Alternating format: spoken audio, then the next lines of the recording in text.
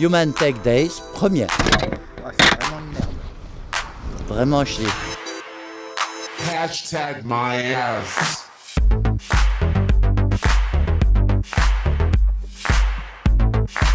Ah, Julien. Alors Julien, récemment tu as intégré un poste de régisseur à Labo Média, c'est ça? Non. Bah non, je suis responsable d'atelier. Responsable d'atelier. Qu'est-ce que tu en penses, Sofiane? Bah, c'est très bien, écoute Philippe. Alors on est tous d'accord. Alors qu'est-ce que tu es venu faire exactement aujourd'hui pour ces journées? Technologie, humanité. On peut y aller, là je suis en train de préparer justement ça.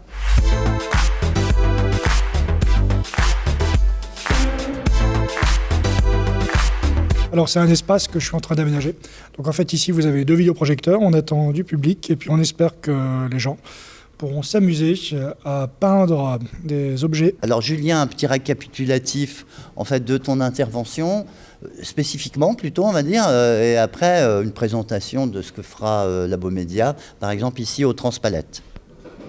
Ouah, moi tout ce que je sais c'est qu'on m'a demandé de venir pour animer un atelier sur le mapping vidéo du pauvre, qui consiste à prendre des trucs dont tout le monde dispose chez lui ou presque, et puis s'amuser à projeter de la vidéo, de l'image animée sur des modules en carton qu'on aura fabriqués à l'avance.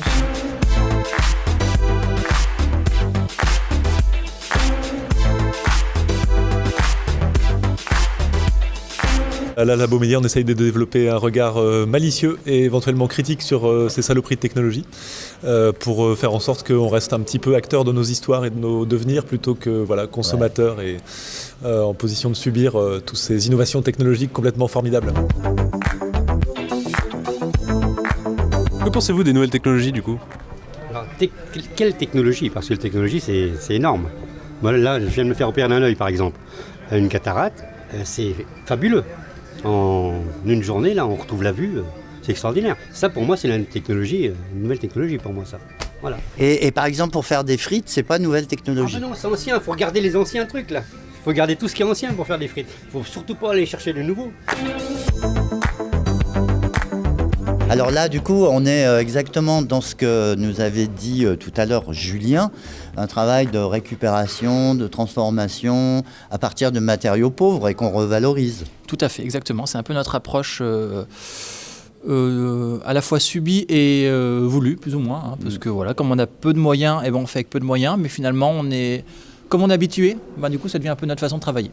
C'est intéressant ça, non, Sofiane? Mais ça, c'est super intéressant, Philippe. Sur ce disque, il y a des points rouges, des points bleus, des points noirs. Et là, sur cet écran, tu as les points rouges, les points noirs, les points bleus qui apparaissent. Et dès que je tourne cette manivelle, ça fait tourner le disque. Et à chaque fois qu'un point coupe la ligne virtuelle sur l'écran, ça déclenche une note de musique. C'est comme un orgue de Barbarie, vois-tu? Par exemple, est-ce que je pourrais faire quelque chose, Philippe? Bien sûr. Je vais prendre le noir. Alors, voilà, on le débouche. Et je vais écrire un chant de Navarro.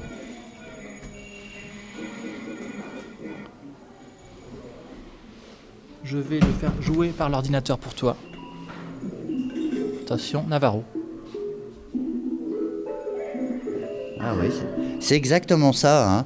Alors, on va reprendre le chant de Navarro qui est... Oh, hein, oh, hein, oh, hein, oh, hein, oh, hein, oh. Oui, c'est très pertinent.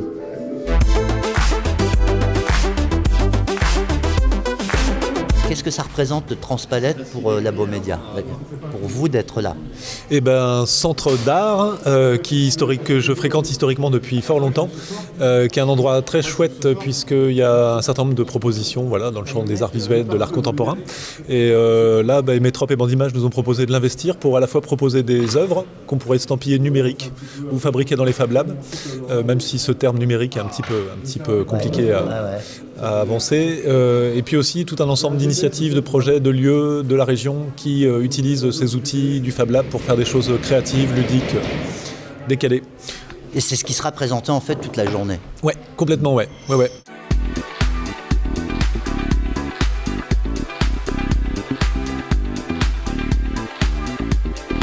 toi, qu'est-ce que tu penses des nouvelles technologies? Je sais pas trop ce que c'est parce que moi je suis une bête et que s'il y a trop de technologie, on va plus regarder la Terre et les petits animaux ils vont mourir et je veux pas mourir. Eh ben ça, je crois que tu as bien raison, hein. Il faut pas mourir, c'est pas bien.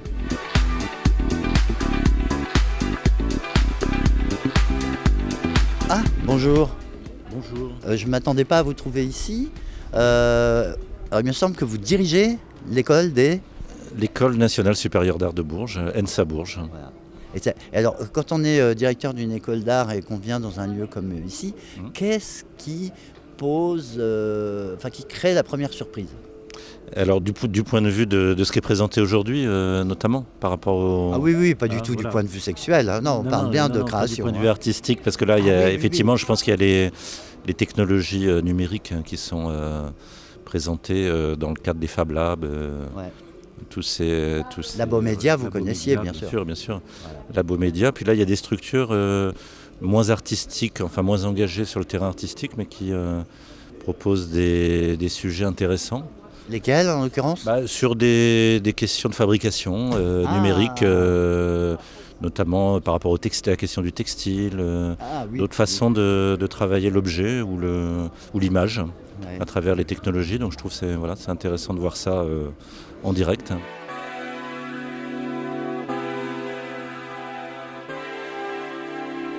Là, nous sommes dans une installation de Chloé Desmoineaux.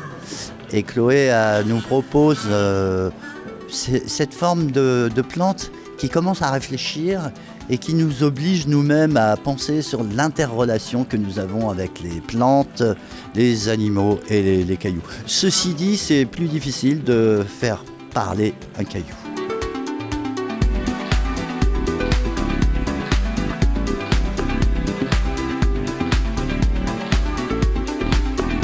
C'est une superbe manifestation, elle est la bienvenue. Beaucoup de gens demandent à mieux comprendre ce qui se passe dans la société, à mieux agir, à mieux intervenir, à ne pas être marginalisé, etc. Et cette semaine, qui est la semaine des technologies qui sont au maximum des technologies citoyennes, elle se conclut aujourd'hui par ce qu'on appelle les makers, c'est-à-dire makers, c'était un tout jeune, là tout à l'heure, il avait 6 ans, il était en train de construire des choses. Et puis ce sont des gens qui connectent à la fois les sciences et le théâtre, etc.